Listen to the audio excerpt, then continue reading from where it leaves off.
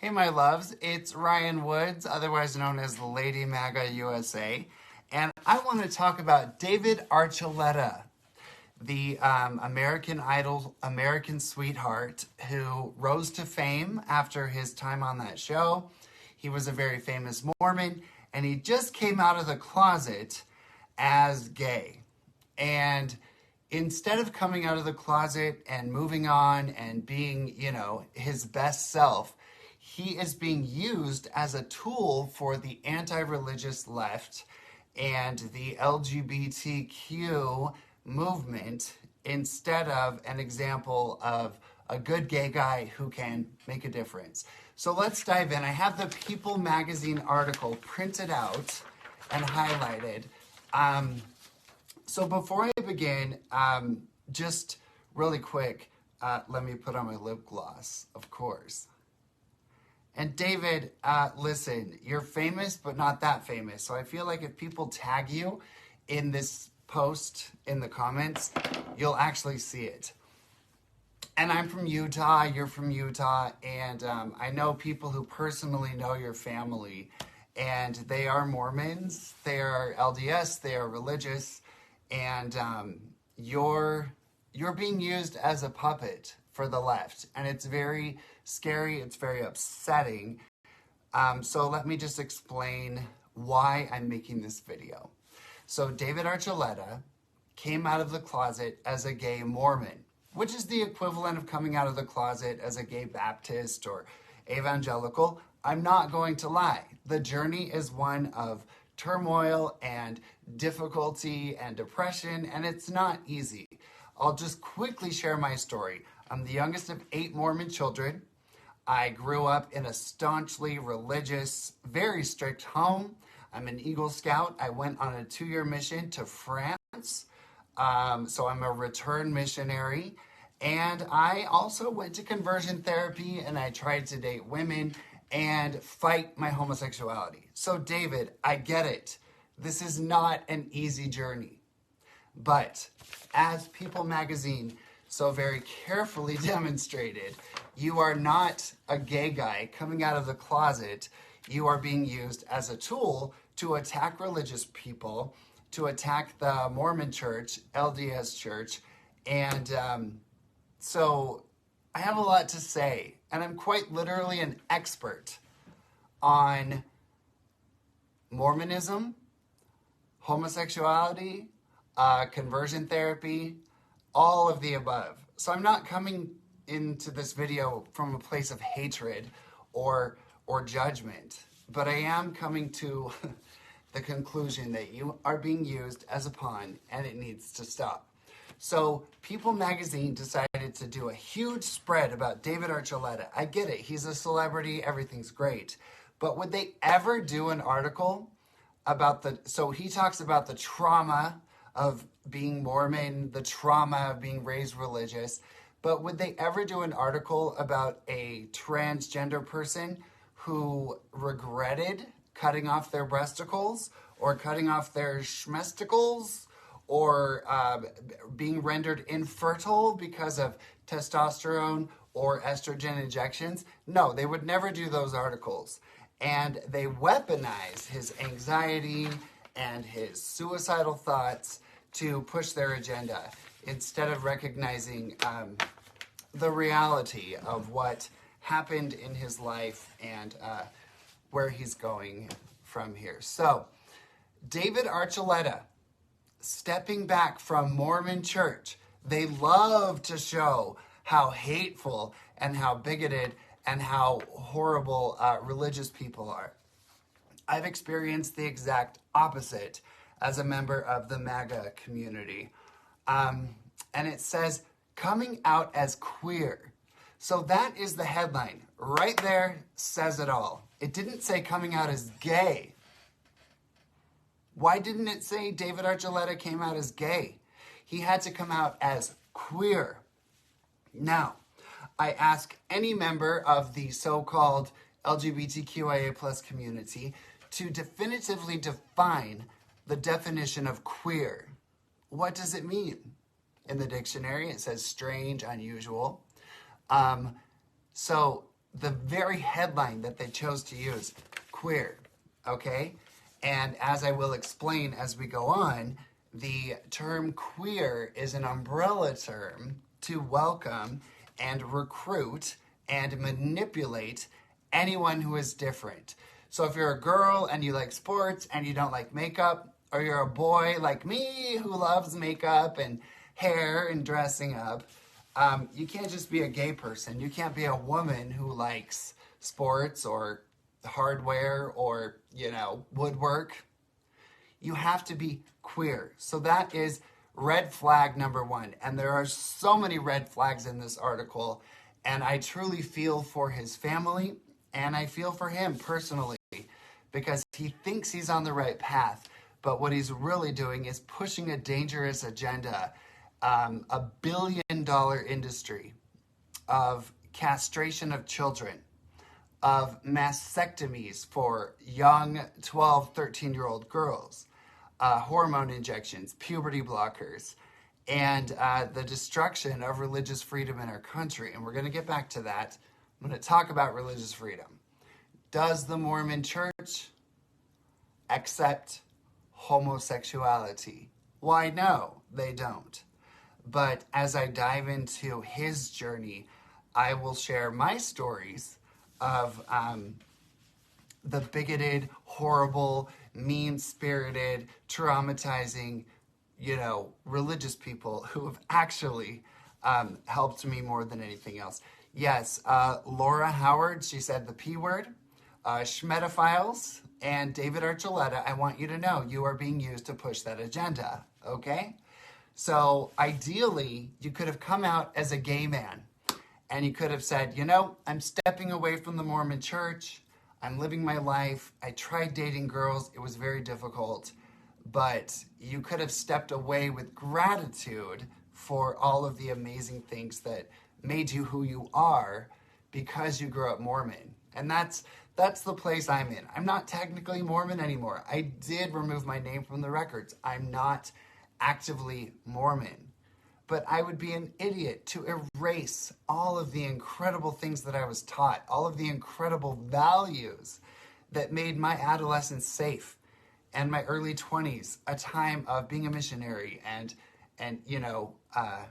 spreading the good word of not drinking, not smoking, not looking at porn, not watching R-rated movies. So for you to say that the LDS Church hurt you is quite hypocritical. The LDS Church made you who you are. And yes, you graduated. That's how I look at it. I graduated. The program was amazing. I learned a lot. But I have moved on. And I have no need to attack the fundamental religious freedom of my fellow Americans. So let's just go on. So he said he was dating girls. I dated girls too. And I'm sure David understands that when I was dating women, it felt like I was with a sister or a cousin. It never felt intimate. I'm not into breasticles. I'm not into motorboating. I'm not into, all the things that straight people love to do. And every woman deserves a man who loves the melons and the other surprises that they have. So I get it. You didn't want to lie. You didn't want to be dishonest. And good for you for coming out of the closet. I get it. Because I personally, one of the main reasons I left the idea of dating women is because I was suicidal, like you were. But I don't weaponize my suicidality and blame the Mormon Church. I accept that I was an adult man who had to make decisions that were very difficult. I don't blame the Mormon Church for my trauma. Every single American, whether you were raised by Buddhists, whether you were raised by vegans or vegetarians or Methodists or any strict parents, you can always go back and blame, your upbringing. No.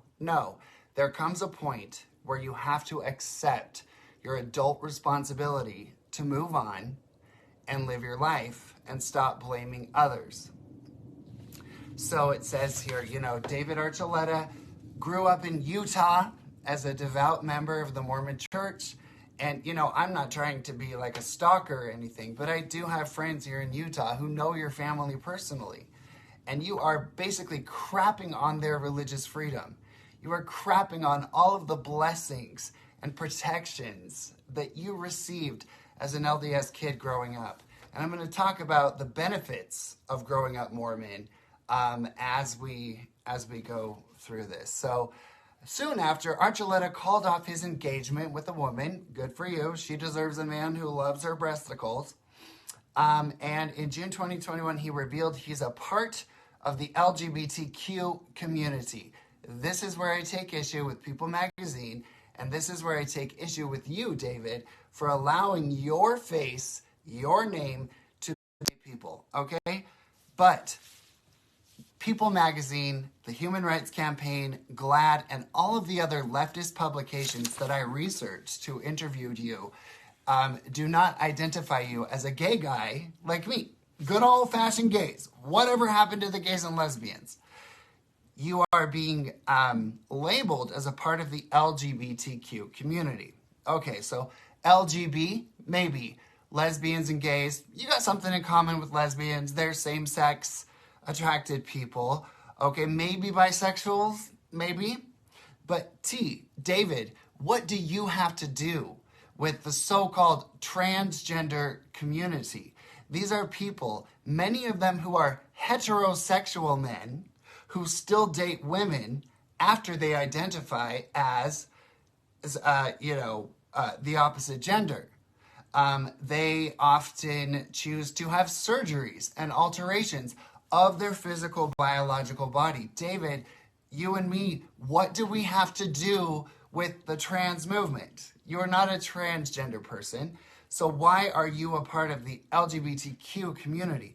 Why is their journey, again, many of them heterosexual, do your homework, transgender women, men who transition to become women, are often still heterosexual. So why do you have to be their voice? Why do I have to be their voice? Doesn't make sense. So he struggled with a faith crisis, as did I. It was very scary to let go of your religious upbringing, very scary to let go of, your foundational beliefs. But you got to choose to do that as an adult, and as adults, we are perfectly capable of making our own decisions and moving on. So it says you contemplated suicide. Honey, I'll be honest, I have been hospitalized twice for suicide attempts. I get it. I'm not coming from a place of judgment or hatred, but I refuse to let my suicidal experiences and yours be used to push an LGBTQIA plus agenda that is anti-religion, anti-traditional family, and is trying to castrate and mutilate little children. So David, your voice is being used to push this LGBTQ agenda because they're forcing you to identify with that instead of just saying, I'm gay, hooray, dance, be gay, now off you go, you're on your way. So again, as we go forward, today Archuleta, who now identifies as queer, is still healing. Again, there is no concrete definition of queer. He is a homosexual. I am a homosexual. I am gay. I am not queer. What does queer even mean? It's basically overweight people who shop at Hot Topic and want to feel special. So they recruit them into the LGBTQ community. And by the way, David, the fact that they won't identify you as just a good old-fashioned gay guy means that the gay identity is being erased. So young kids like you, like me when I was little, actually, I'll show you the photo. Let's get a little bit of pictorial evidence here. So David, I would love to meet you. I would love to interview you, but you're obviously in the elite leftist media right now. So let's look at this photograph of me in Hawaii when I was just a wee lad, okay? That is me. I was in heaven because I got to wear lava. To me, it was a skirt and a beautiful shell necklace. I got to put a flower in my hair. So I was different. David, do you realize that they're taking little gay kids like me who are different and they are trying to drug them and permanently alter their bodies and chemically castrate them? You have an opportunity to come out and say, listen, I'm gay, I'm not anti-religion, and I want to save the kids from this LGBTQ agenda. So again, here it says you went on a 2-year Mormon mission. So let's talk about growing up Mormon. What was it like to grow up Mormon? I knew I was a homosexual from very early, like honestly, toddler. Like I've always kind of, known. But I grew up Mormon. And what was it like? I went to church on Sundays. I was a Boy Scout. Then I was an Eagle Scout. I was involved in church activities all the time. So my whole circle of friends was a bunch of fun Mormon kids. We weren't drinking. We weren't smoking. We weren't smoking weed. We weren't having sex. We were simply being good all-American kids. And then after high school and a little college at Brigham Young University, I went on a 2-year Mormon mission. And I could complain about that mission, but I went abroad. I learned French. I learned how to get my butt out of bed in the morning and then go knock on doors all day long.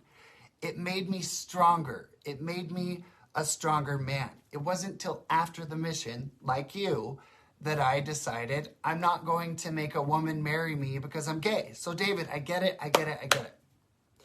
But unlike you, I refuse to be used as a tool for the LGBTQ transgender agenda, which is based on a billion-dollar industry and political power.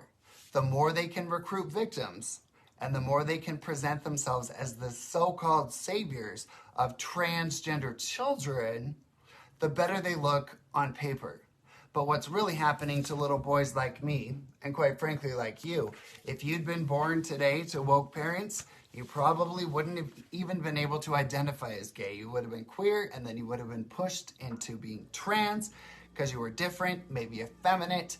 It's very dangerous. David, follow Gays Against GROOMERS. Can't say the word, okay? So here's a quote from you. Everything revolved around that, my religion. That meant I'm going to marry a woman, I'm going to follow these commandments, I'm going to live the word of wisdom. Everything was set out. No alcohol, no tobacco, no smoking, and no sex before marriage. Boo-hoo! Do you realize one of the reasons you're probably disease-free is because of this upbringing? You're not drinking, you're not smoking, you're not, smoking weed. The Mormon Church set you up to be the famous person that you are today, sharing your music. So how about a little gratitude instead of attacking the Mormon Church as some sort of terrible, bigoted program? And you called it a bubble. And I am so grateful for that bubble that lasted until I was about 22 years old. I'm grateful for that bubble. It kept me safe, it kept me clean, it kept me disease-free, tobacco-free, weed-free, alcohol-free, sex-free. Like I had other focuses, like my degree and travel and learning languages. I'm so grateful for that. So you say that the Mormon Church equates homosexuality with murderers. You literally said that in here, and that is garbage. That is absolute garbage.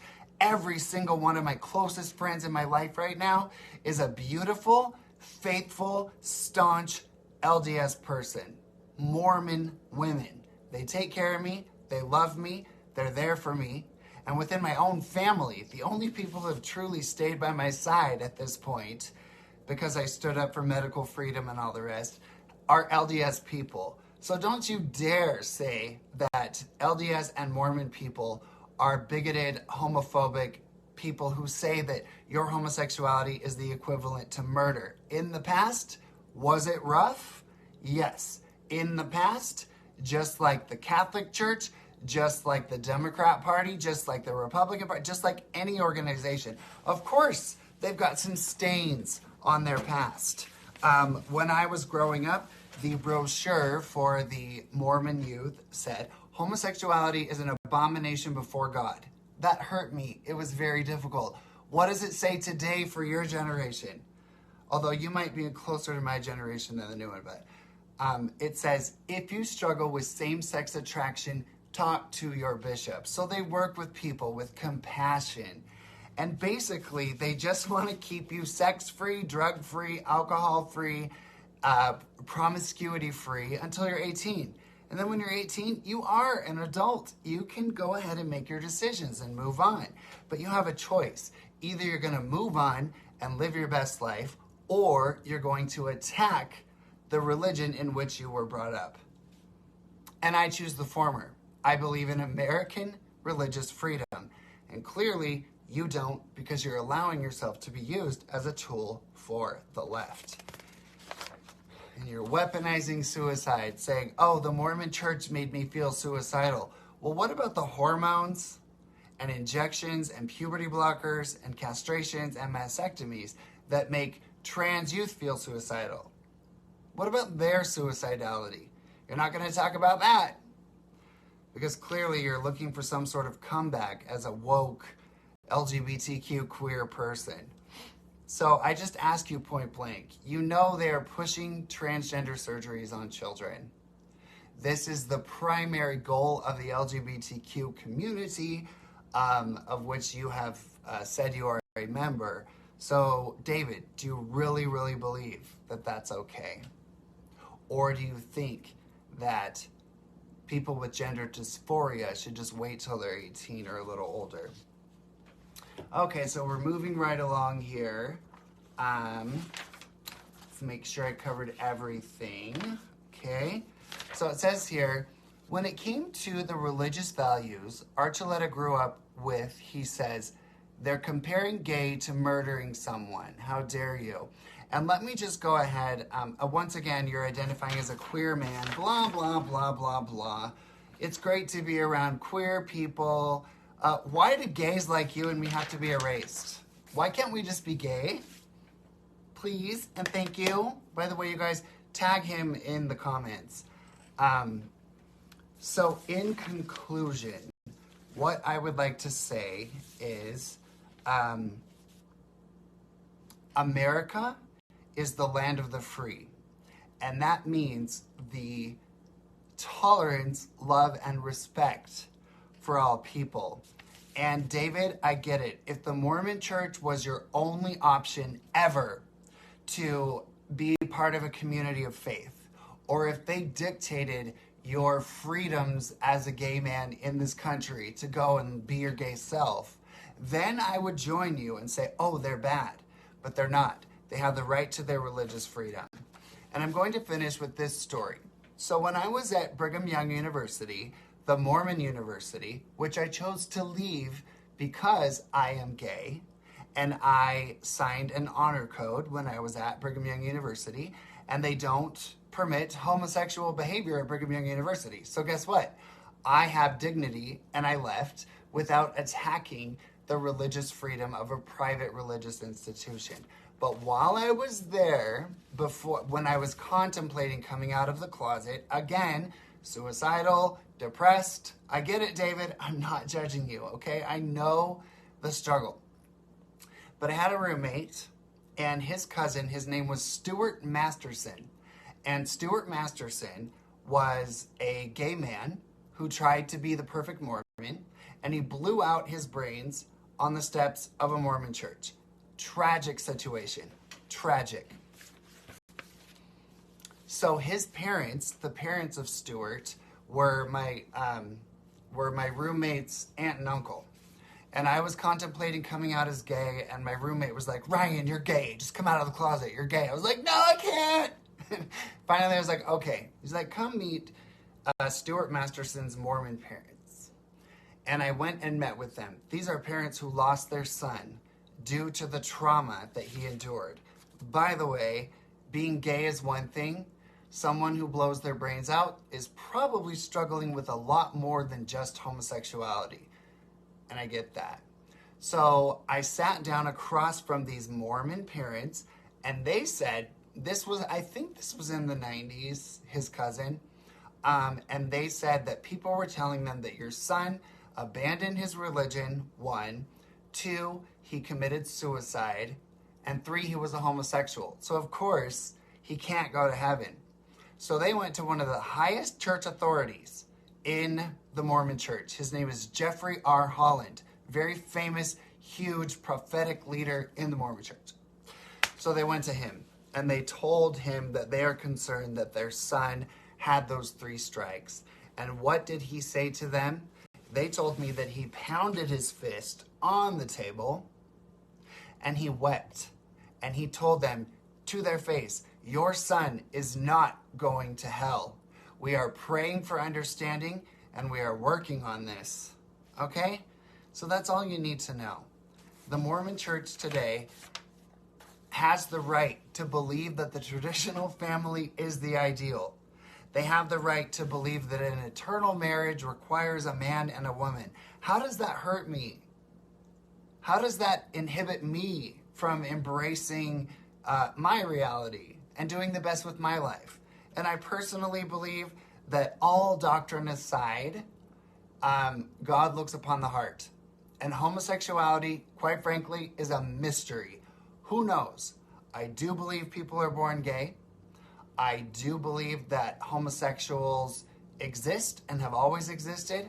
And I believe the reason we exist is because we are given the opportunity to take care of the downtrodden, take care of the single women, take care of our mothers when they're dying like I did because I didn't have kids and I was able to be her caretaker. So we have a lot of sacred missions on this earth. That's what I personally believe. But I also believe that the love of Christ is bigger than anything else.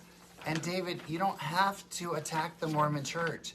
Why don't you just come out and say, you know what, I'm gay, had to walk away from Mormonism, wasn't for me. God bless all the people who supported me and loved me in the Mormon church. I'm grateful for my upbringing. I'm grateful that I was a missionary.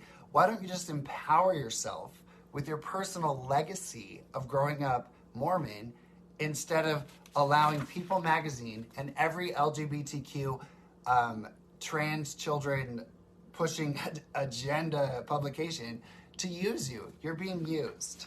So growing up Mormon was not a punishment.